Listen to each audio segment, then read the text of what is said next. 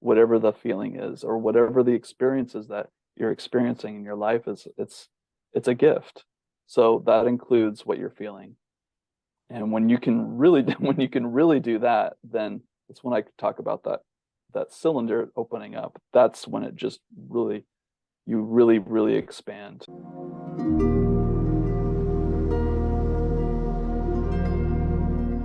Today, I'd like to welcome back to the show Tyler Deal or Max Deal. Which one is it? Well, it's an interesting story. My birth name is Tyler, and my intuition since 2019 has been saying Max, Max, Max. I'm like, you know what?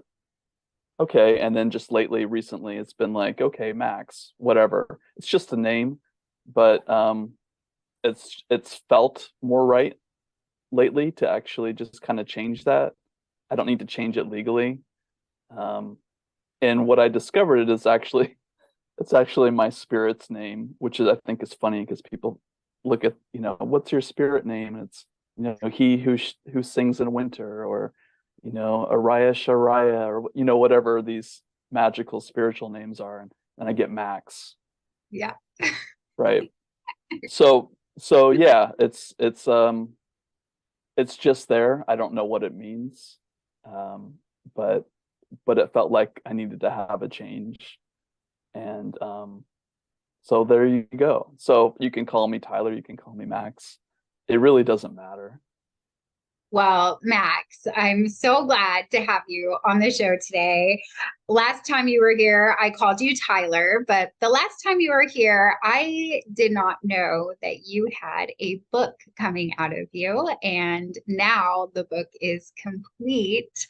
So, my first question for you is, what inspired you to write this book? Great question, Chrissy. So this book has been an inspiration for many years. It didn't come overnight, but I've been getting the call to write it, and I started writing it a little bit last year. And then once my name changed, it was like, write the book.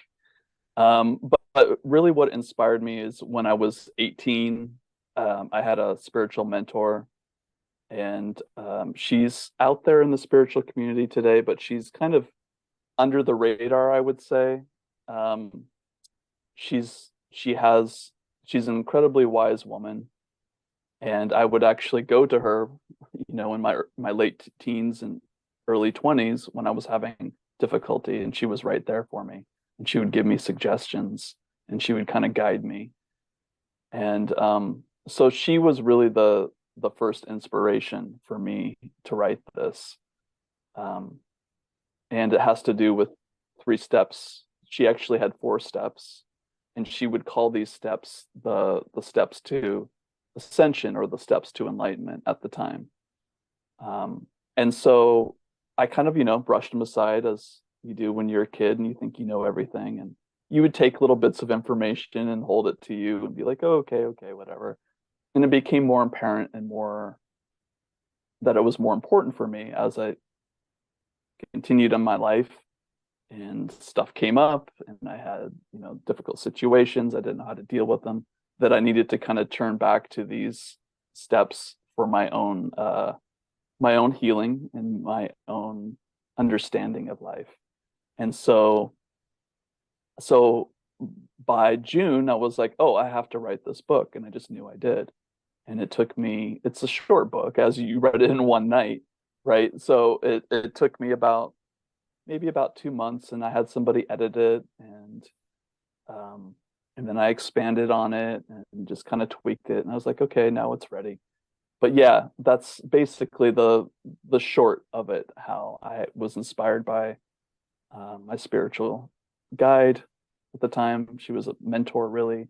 And then and then I began to implement these steps and take action probably over the last 20 years, and watched how they actually changed my experiences and changed my life for the better. So, Yeah. yeah. Thank you so much for that. I did read it last night, and I probably read it in an hour because it was so inspiring to me. And it is short, but it is packed with so much content and information that is so helpful. Not only do you include the steps, but you also include your own personal journey through it. And so, again, just thank you for being you and an inspiration to the world. I do want to talk about some pieces in the book that are not the three steps yet. We'll get to those. But there Okay. are some things that, really stood out to me that you touched on that I hear some people talking about, but not a lot. It's not totally mainstream yet. And so the first one I want to talk about is the empath program and how you outline it in the book.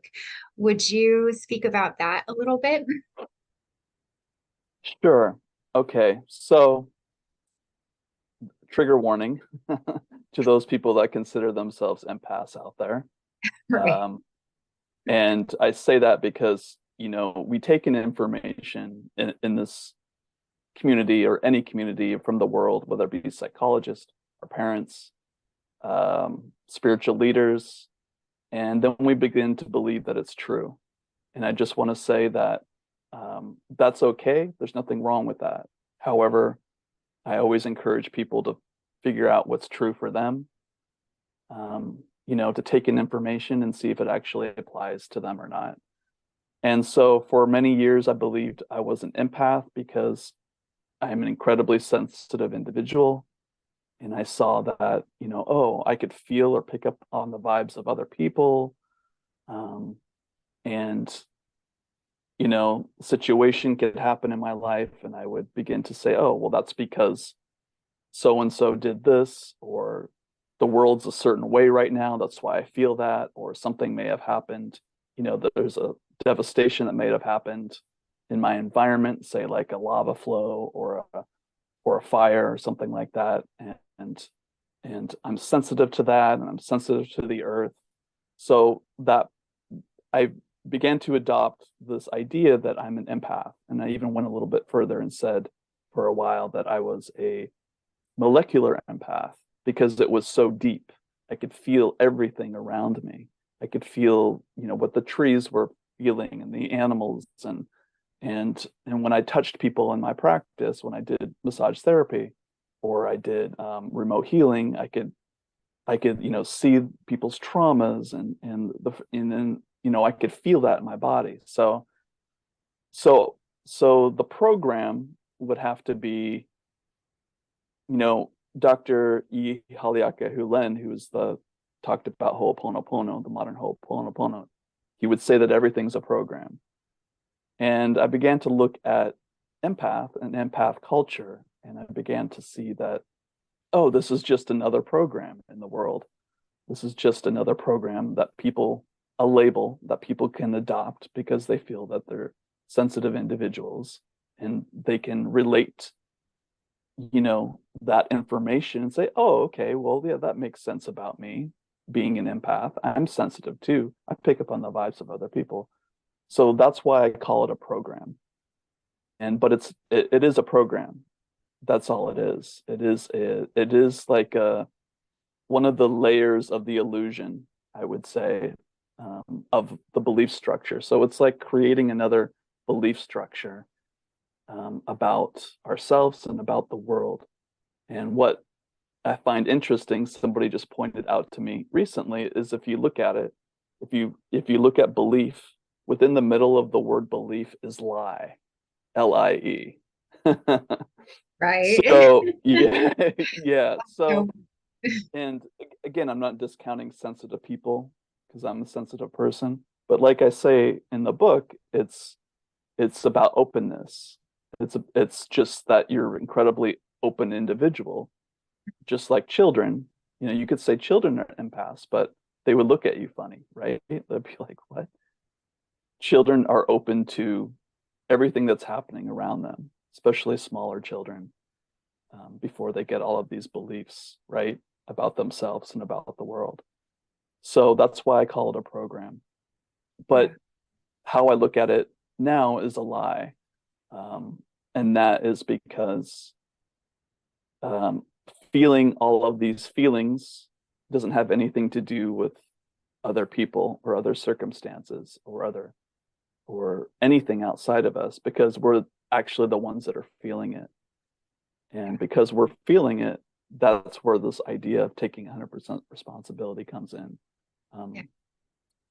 to to to our own feelings and our own emotions, or whatever these things are that are a mystery. And I talk about that as well, that we really don't know what emotions are. It's like they are a mystery. So in this world, we try to make sense, bring logic to everything. Science has a way of doing that. They say that there's chemicals released in the body. If you feel a certain emotion, there's a certain chemical that goes along with that. Psychology says that you have these things called emotions, and they're reliant upon circumstances that happen in your life, and that by talking them through is a way to process them. That might be true, but it's not the only way to process them. So I don't know if I'm making sense here, but I'm just kind of trying to, it's about pointing back to yourself, whatever's happening within you. And so emotions are a mystery. We don't know what they are, but they happen, and they happen all the time.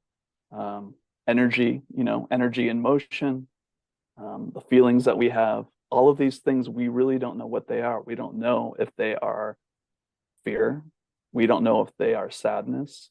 We put these labels on them, but they're just emotions. That's all they are. So if we kind of take away the blinders of this program and all the labels, then we're just left with emotion. And it's actually a gift. It's actually a beautiful thing. That's part of being a human on this planet. Yeah. Oh my gosh, so many different threads that I want to go down. But first, so I just want to go back to the empath program and say that I love that you used the word openness. And I do remember reading that instead of identifying as an empath, you identify as open. And what I love about how you've named it a program, like a conditioning, is that what I've learned throughout my years of my journey and interviewing a lot of people on this podcast is that we all naturally are empathetic. And so I'm not special if I'm an empath, because you are too, and so are you, and so are you. And so I loved how you use that word, because what we feel, and I hope I'm getting this correct, but what I understand is that what we feel is just, or how deeply we feel it is based on how open we are or not open, or how healed we are or not healed we are.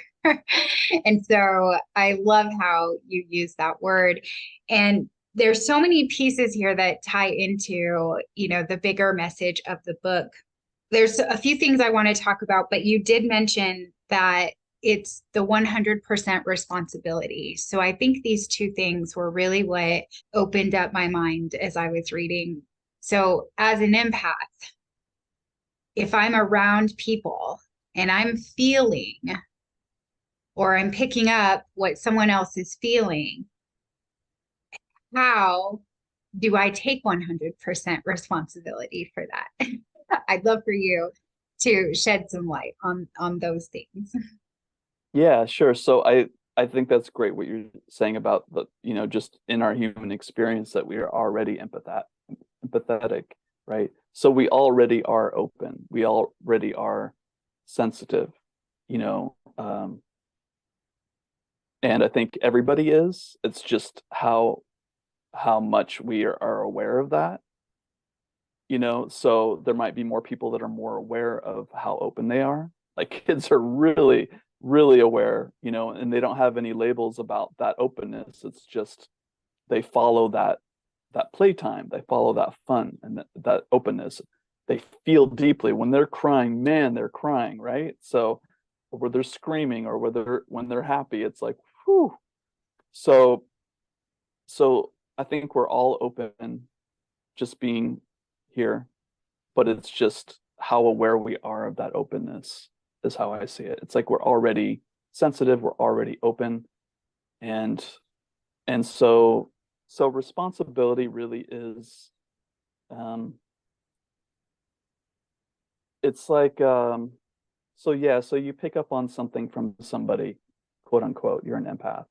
Mm, You weren't gonna feel that feeling if you were home, but you go to the grocery store and all of a sudden you're feeling that feeling, mm, right? So it has to do with somebody else, right? Or does it really? So everybody's a reflection. We're all reflections of each other, really. And that's the gift we give each other. So when someone gets upset at you or someone gives you a hug and loves you, it's all a reflection of yourself. So the responsibility comes when you start to feel you're just shifting your focus. That's all it is. So instead of saying that that person caused me pain or that person gave me love, you're just noticing the uh, the sensations in the body. So we're not talking about fear, love, anger, anything that you're feeling. We're just noticing. That's taking 100% responsibility. And when we do that, then that's when we become more aware of that openness that we already have. That's right there. So, and I'm not saying that that's easy at all. That's the challenge, right? Whoever said that mm. our journeys, our individual journeys, were going to be a breeze. Many people turn to spirituality because they're looking for a feeling, to be in a better feeling place. However, feeling everything that we're feeling is actually what I've discovered is the journey. I'm trying not to intellectualize it too much because it's beyond words and it's beyond trying to make sense of it. But it is the magic key, I believe, to our becoming aware again of openness, and then we can really start to play and start to have fun Yeah. as we're meant to. Yeah. I love that. I have done a lot of work for a lot of years in recovery where feeling my feelings is a big thing without a label. And since we're on this topic, and you did mention the word blame, I am actually really curious if you would shed light on this. So I love this idea of how if I'm in a grocery store and I'm picking up as an empath what someone else is feeling. I love that taking responsibility is noticing the sensations or the textures to that feeling. What I have seen, what I've done myself is blame, oh, that's their anxiety. Oh, that's yours, not mine. I'm curious, why do you think we're so quick to blame others for the cause of our own feelings? Because we were never taught how to feel. I mean, we had as kids, we were like, okay, I keep going back to kids because they're brilliant at this. They just felt. And then we were taught no, yes, and we learned to be divided by the borders of our skin. We were given a name, and then we all of a sudden saw ourselves as separate from the rest of creation. So our parents, mine included, never taught me how to feel properly. In some households, it could be like, if you're a man, you better man up. Why are you crying? Um, I don't know how it is necessarily for little girls, but there could be similar situations where you're not given that space to fully feel. And so by the time we're about 6 or 7 years old, um, we haven't we continue to grow physically and then mentally, but our emotional body doesn't grow. And so we continue to grow, as an adult, and we still have this emotional body that needs attention. And that's where triggers come in, such as you being at the grocery store and something happens. That's why I say that triggers and getting our buttons pushed, Chrissy, those are gifts. Those are the little things that are being thrown at us, saying, "Oh, here's your opportunity to feel everything that you didn't for the last 20 years or however long it's been. Here's your little opportunity to take the attention off, you know, the asshole walking down the aisle and feel. I'm sorry, I don't mean to swear on your show. I know it's a Totally. okay, and then just really feel whatever that is. Somebody gives you a look. Um, it's interesting because like this, it's becoming aware of that. It's like awareness of what's going on within you, and then accepting it. Yeah. Um, and then it can flow. I noticed this the other day. I was at the grocery store. I waited for this guy, this box of uh he was coming out. He had this huge box of fruit, and he was walking out, and I just stopped to let him go. And I said, "Go ahead." And then he gave me this look like, eh. And my first like little tiny trigger reaction was, it was almost like I just caught it. I was going to be like, "What was that about?" But I caught it and I started to laugh. Not too loud because I didn't want people to think, but I started to laugh like, "Oh my gosh, what am I doing here?" And then I could just feel whatever that tension was. And I know that it had nothing to do with him. It just was whatever. And I didn't try to figure it out. Like, what is this about?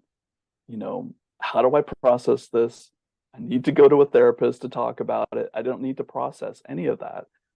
You just need to feel. So it's like bringing that energy here and bringing it down into your body. And the more that, in my experience, that I've learned to do that, it's like I've become really grounded and really clear.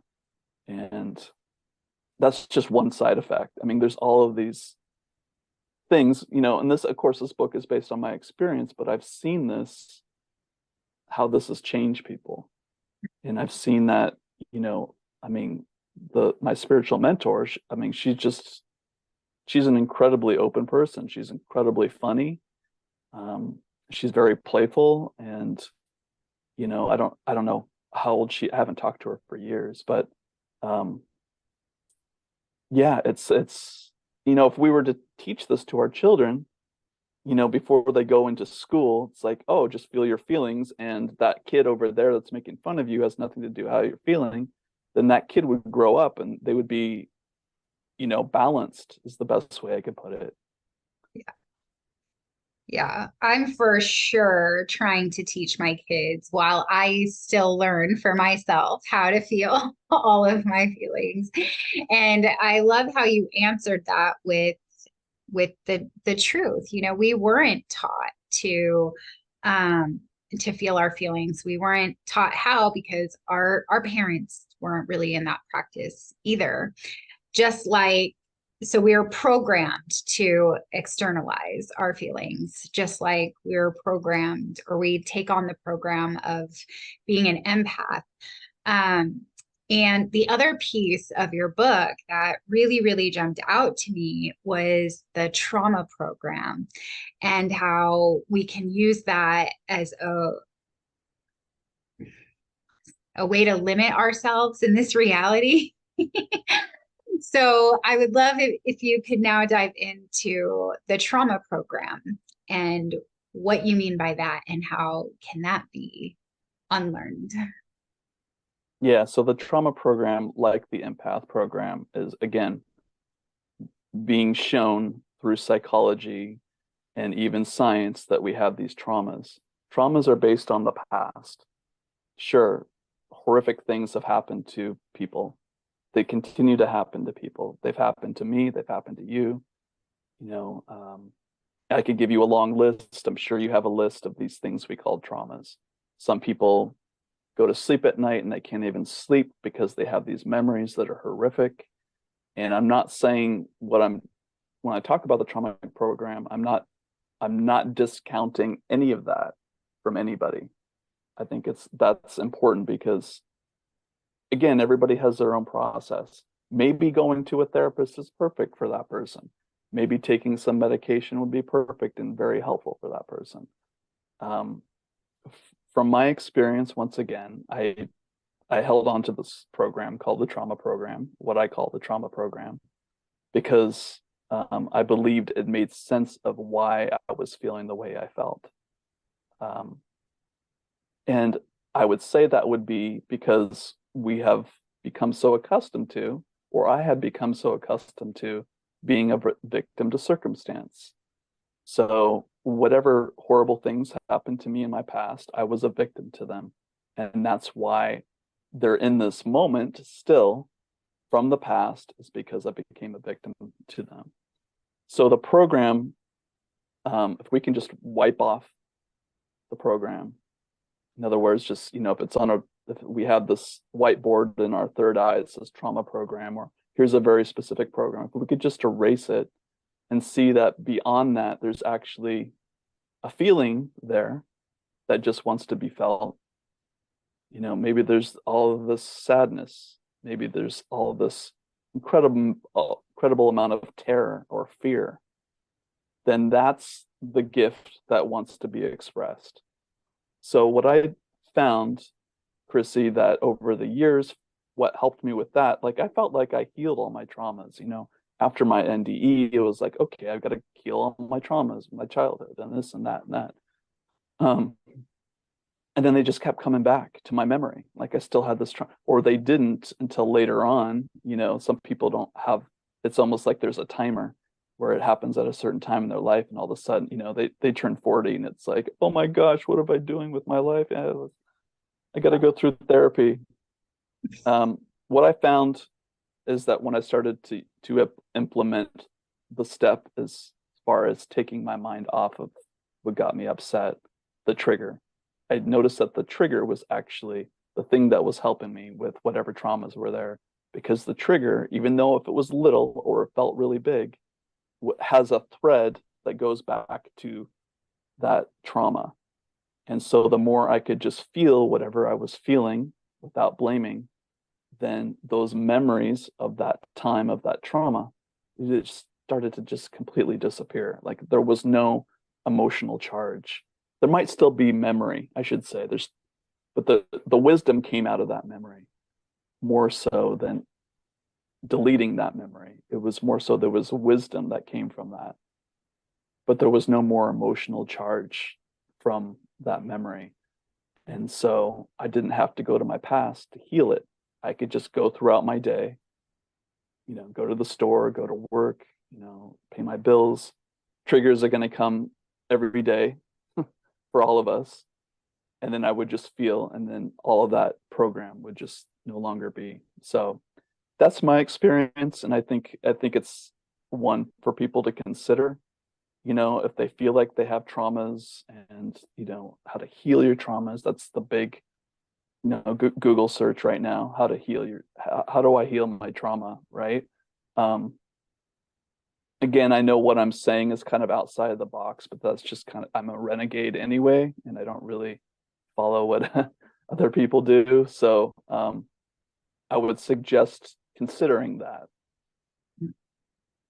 Yeah, none of what you're saying is out of the box for me. I have been teaching my clients and my kids for years that you have to feel it in order to heal it. And so I am right here with you. And what I loved about how you organized this book is that you brought out these programs that we have, the empath program, the trauma program, which are actually really collectively active right now.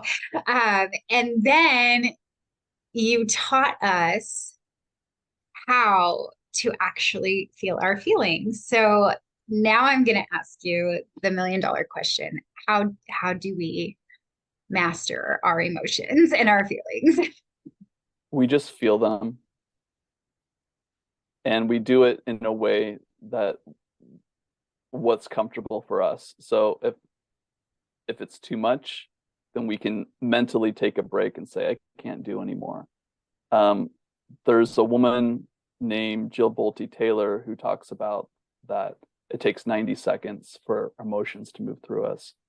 I think that could be partially true, but sometimes it takes a few hours. Sometimes it could take a day. Sometimes it could take longer. So, but people need to live their lives, right? So we do what we can.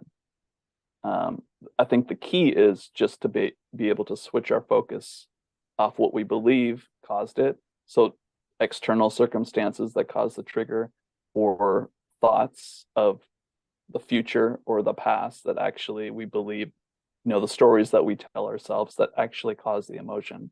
So taking our focus off those things and just feeling.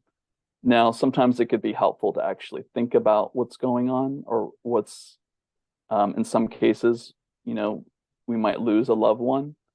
So it might be helpful to process that in a certain way. So I'm not telling people that everybody has their own way, Chrissy. And doing this at first can feel very intense. And I notice that with people, especially with fear, because fear is such uh, it's just a really hard emotion to move through. And that's probably, that and grief are probably the too few emotions that we want to push away. So if you can only do 90 seconds, great. If you can do 2 hours, if you have the time to do that, you have the luxury to do that, great. But the key really is to, from what I notice, is to take your mind off of it. And what I mean by that is take your mind off the cause, because that actually creates more of a space for the energy to move through you. Um, Even if you have to go into meditation for 10 minutes and just feel your feelings, close your eyes and just feel. Um, that's kind of how I meditate anyway, is, just to feel what's going on within me. So does that make sense? I mean, I know there's more in the book, and I don't want to be like, oh, I'm not going to tell you anything, because, you can go read the book, but that's the gist of it. And it sounds so simple, yet we don't do it, and I'm Yeah. speaking for myself too. As soon as we Yeah. start to feel like, oh, I'm feeling my feelings, and of course you're feeling your feelings, but like, are you thinking about like the things that cause those feelings so much? Or are you actually just feeling that sensation move through you, you know, even Mm. if it doesn't feel like it's moving, maybe it just feels like it's stuck, you know. So I know there's a lot of therapies out there, like a somatic therapy, and there's ways to do this. Um, I find to try to make it as simple as possible, even though it might be hard at first.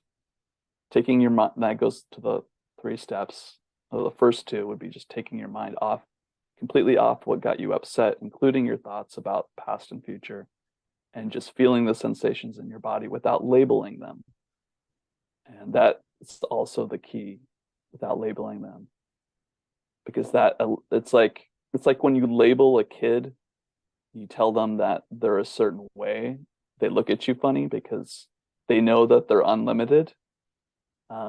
So emotions really are unlimited too. If you can think of it as like one big emotion that Mm. we are, or that moves through, instead of the labels, and then just accepting that's whatever's moving through you, or whatever is there, just accepting it, then that shines the awareness on that emotion and gives it the permission to be like, oh, okay, so Chrissy's finally letting me feel now, and your body then can process it, and your body actually gets excited and starts to move that emotion.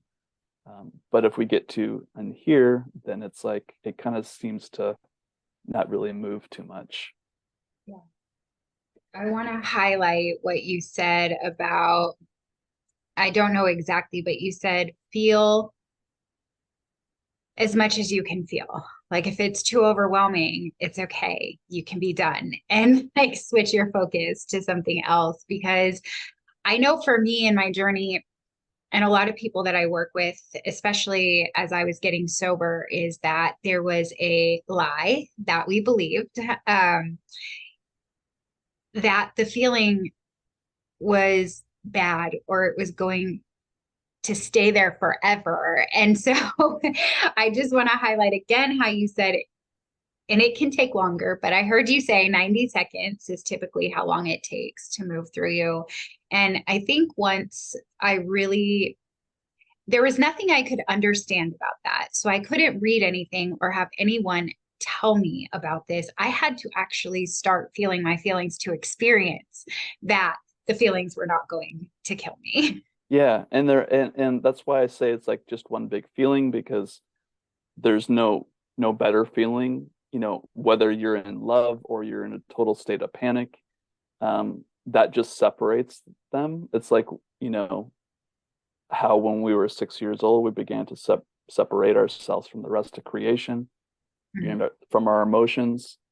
It's like all feelings, all emotions want to be acknowledged, and not separated and categorized. But yeah, I mean, absolutely.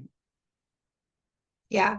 That keeps bringing me back to when in the book and now you were mentioning about not labeling it.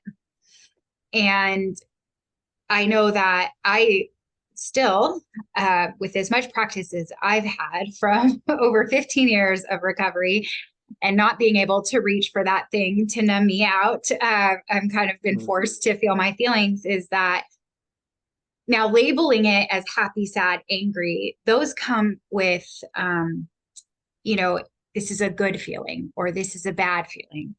And so I loved how you talked about that. And I'd love for you to talk about that right now, how they're really, the way I understand it is that all of our feelings are wanting to be acknowledged, but they're also neutral. Yeah, neutral in the sense, again, neutral in the sense of that one isn't better than the other, Right. like good, bad, you know, Yeah.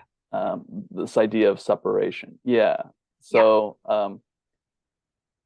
it's like with the good feelings, we want to hold on to those, and when they're gone, we just want to, it's like the whole idea of seeking pleasure and avoiding pain.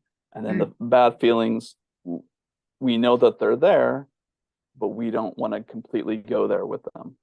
So there is a place, there's like this happy spot, where you can just kind of, when you do this for a while, when you become a pro, I don't know if there's a pro, but when you just kind of, I say mastery because mastery is just, it's like the intelligence, learning, it's opening yourself up more, as you begin to feel, then you don't really see them as good or bad. They're just there and they're just happening. And that creates like this container within you. If you can imagine, Chrissy, like there's this little cylinder that goes up through the center of your body. And then every time there's a little emotion or a big emotion, you have this thread and it's trying to squeeze through this little thread in that cylinder. And so as you feel them, it expands that cylinder, that container a little bit more.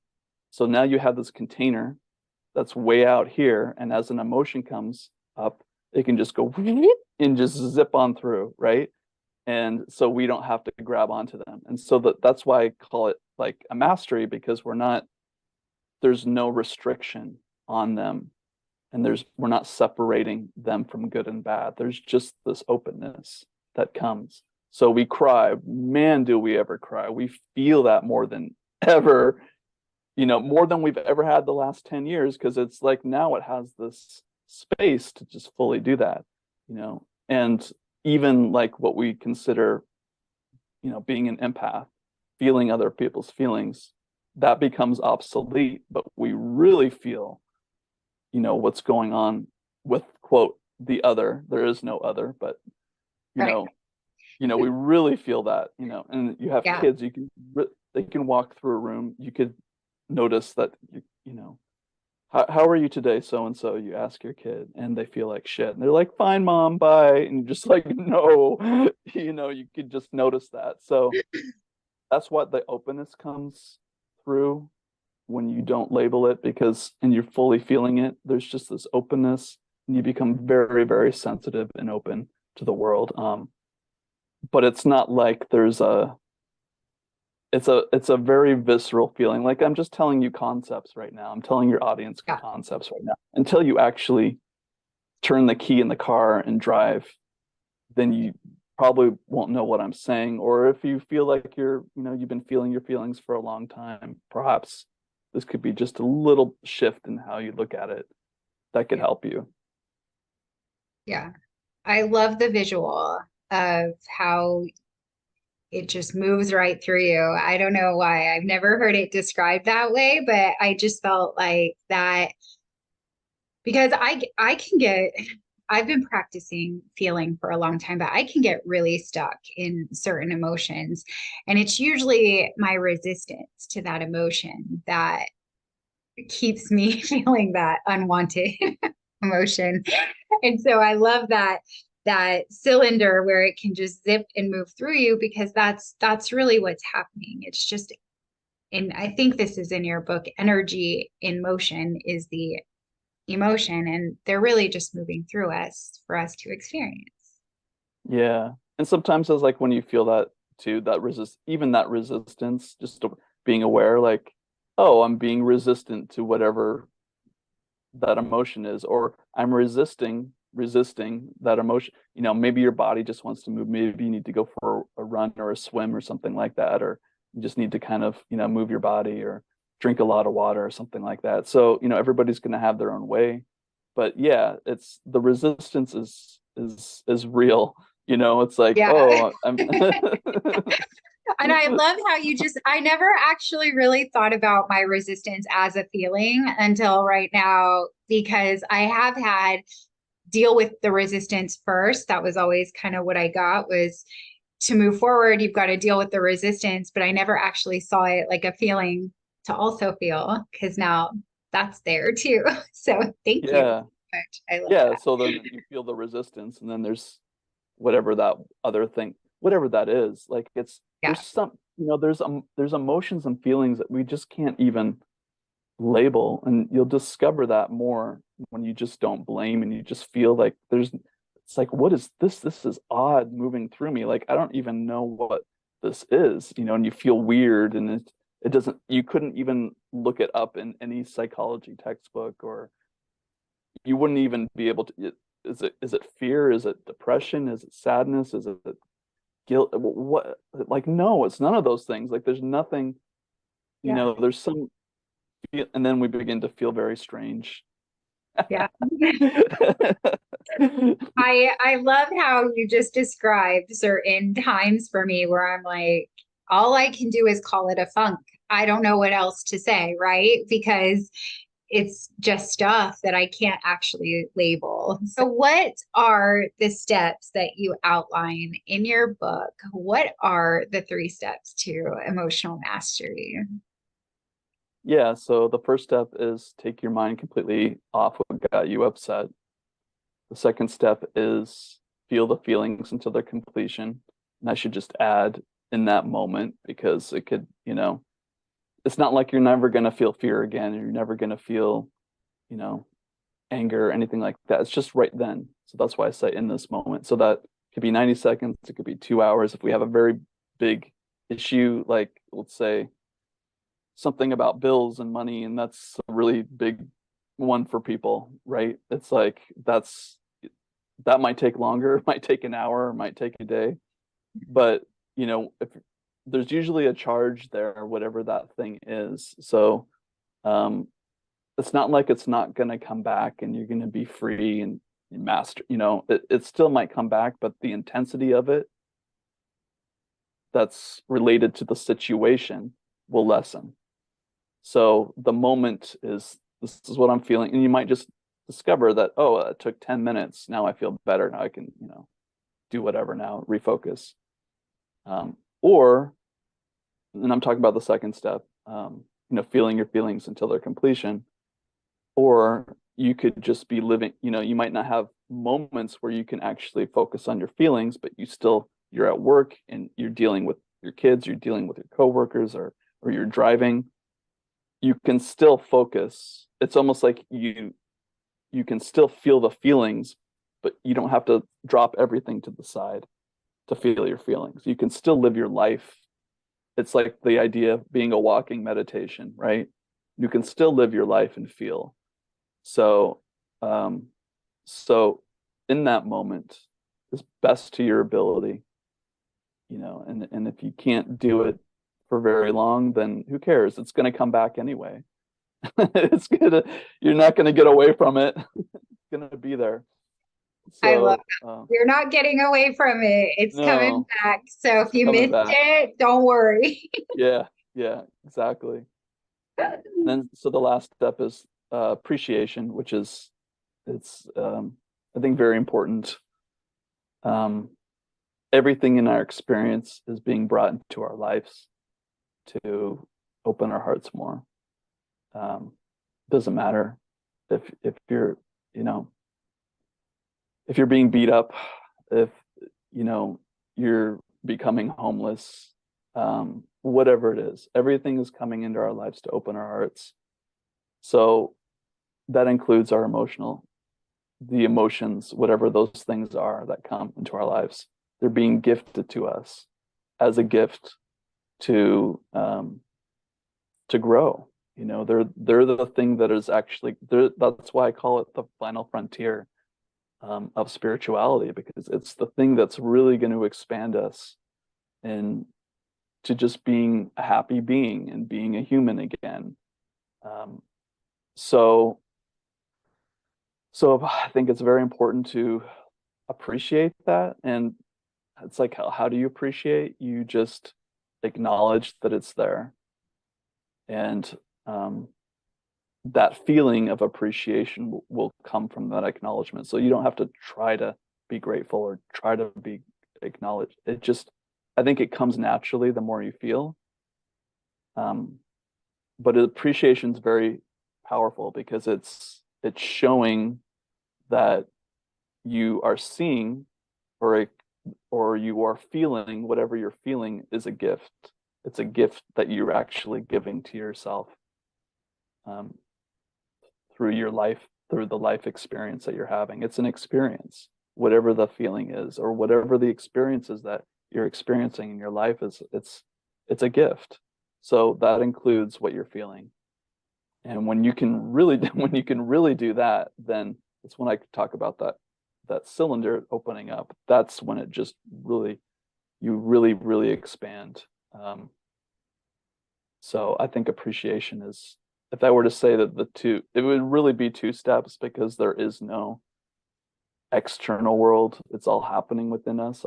I believe everything that we're seeing, everything that we're experiencing, we are one, right? That oneness is happening within us. So it's really two steps. It's really feeling what's going on within you. Because then when you do that, there's no more need to blame or to think about where these emotions came from, and then just appreciating it, appreciating what's happening. So then it comes down to appreciation. Then eventually it's just that's all you're doing is appreciating um, your experience. That makes so much sense. And what I love about this is that when I interview um, near-death experiencers, past life regressionists, people who have had pre-birth memories, the common theme is that we wanted to be human so that we could experience everything, including our feelings. Like when we think about it, like the emotions are just like when we take a bite of an apple and we taste the apple, or, things like that. Mm. And so, what I feel like your book is like the manual of how to experience.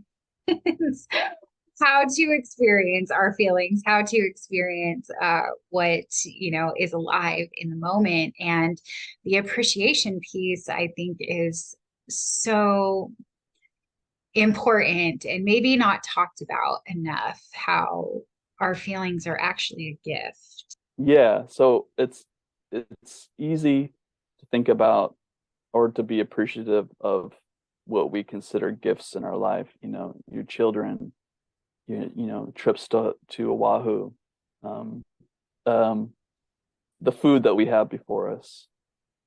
It can be, at least at first, a little bit more difficult to think about, Yeah. the sucky parts of life, all the things that in our experience that we label as this shouldn't be happening to me, or I don't like this. Yeah. It all should be happening for you. Yeah. So that's when we can appreciate that, even if it's just one little thing at a time, one little trigger. Oh, okay. I appreciate that. That's part of being life, here on Yeah. this funky rock, we call Earth. Um, that's when we like move into oneness or expansion or whatever that term is that people use. Mm. Um, Appreciating it all completely. Is Yeah. there anything else that you want to share about your book or life in general before we close? Well, I just wanted to kind of touch on one thing I wanted to touch on that I think is important too, that I know, um, a lot of people judge themselves, and and a part of emotions is judging ourselves and all of the flaws we have and all of the parts of us that, that we're not skinny enough, or we don't make enough money, or we don't feel, we feel like we're living a lie, or we feel like, we're not, successful enough, or we're not a good enough parent. All of these flaws, I think, that's a part of it too, is acknowledging and appreciating those too. Um, because it's like that energy, really appreciating even our flaws. Uh, as hard as that might sound, that's when we no longer, that's the shift that happens when we can appreciate those. That's when we move, and I talk about that container. It's like you talk that little thread. That's when the energy pushes up, literally, physically, into our heart, and our heart begins to open. It's like, oh, I'm finally appreciating my looks and all of these parts of my life, appreciating that I'm broke right now, all of these things, whatever it is, that's that's what actually opens the uh the heart. And I think it's very important that just to consider for people that however you feel about yourself, it's fully okay. All of those things that you consider flaws, um, you will fall in love with life again. Yeah. Thank you so much for bringing that into this space. I know that it, when I got sober, it wasn't like, oh, cool, I've been numbing out my feelings for 30 years. Now all of a sudden I'm going to feel them. No, like I had to go through some healing and some shedding and being loved and accepted by other people to actually allow myself to feel safe enough to feel. So that was beautifully said. And I'm so glad you brought that in, because I do think it's so important, especially because these are very scary topics sometimes. Yeah, yeah, Yeah. yeah. But we can laugh about them, or we will eventually. I know it might Yeah. not feel like it, but it's really not that big of a deal that we make it, all of it, life. It's we're here to have fun. We're here to play. We're here to love one another and accept ourselves. And I know everybody just is like, I just want to play again. It's true. I'm Yeah. the same way. So it's just like, go play, Yeah. and then when your feelings come up, feel those. Hmm. So Yeah. yeah, Feel everything. Feel the every joy when you're playing and yeah, yeah, absolutely. all of it. Well, Max, this has been so much fun. I know that I've already asked you these questions, but I'm going to ask you again because Okay. I want to. So we'll see how consistent you are with your first interview, not to put any pressure on Probably not at all. you. So the first question that I ask all my guests is, how do you define God? Mhm.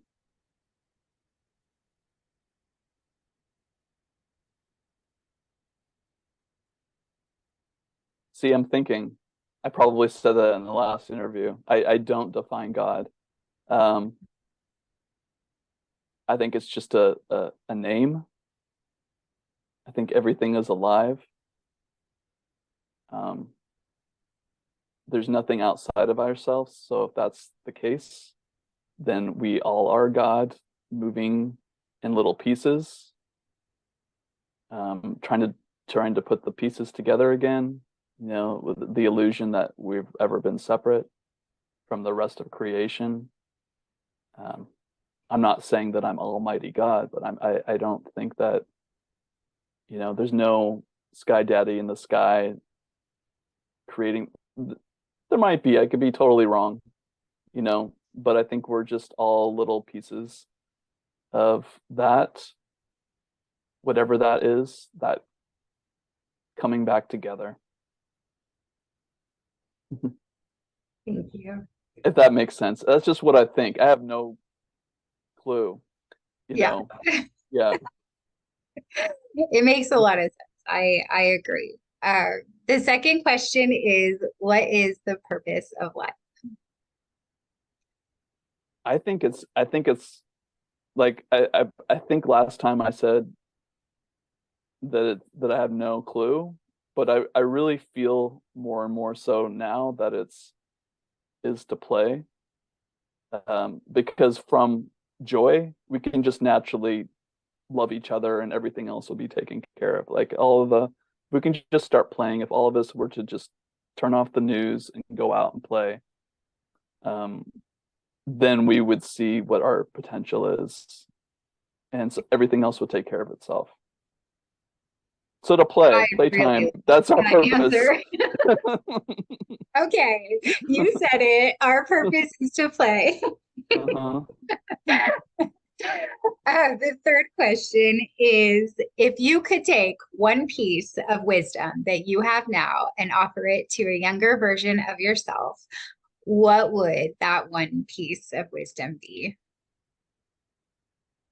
Piece of wisdom, or like a conversation, or Like something you know now that if you could have told yourself when you were younger. probably put down the bong because it's not going.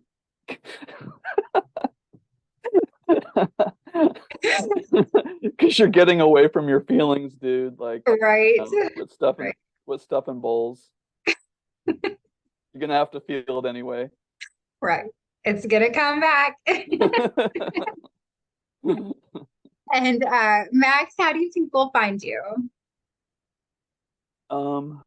Well, probably in the links in your description. I mean, So you'll be able to find Max just by going to the description in the show notes for this video. Thank you again. This was so much fun. It was such a pleasure, not just to read your book, but to have this conversation with you about it. And thank you again so much for expressing yourself from your heart and putting stuff out for the world that's truly helpful and that can lead people to returning to the truth of who they are and actual happiness and joy. So thank you again, Max. Thank you so much. It's such a pleasure to always talk with you, Chrissy. I really appreciate you inviting me back on. Thank you. I would like to personally thank you for tuning in to this episode. If you haven't already, please be sure to like this episode, subscribe to my channel, and turn on notifications so that you never miss a beat. And if you really resonated with this content, please share it with all of your friends so that collectively we can expand our consciousness. Have a very blessed week.